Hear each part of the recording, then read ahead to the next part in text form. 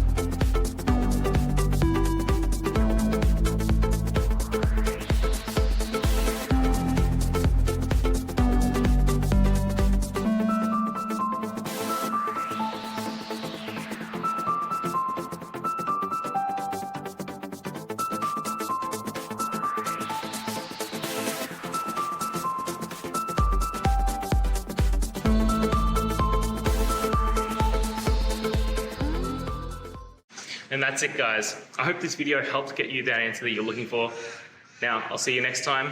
Please subscribe for more question and answer videos. And if you have any more, please shoot them through in the comments. Have a good one.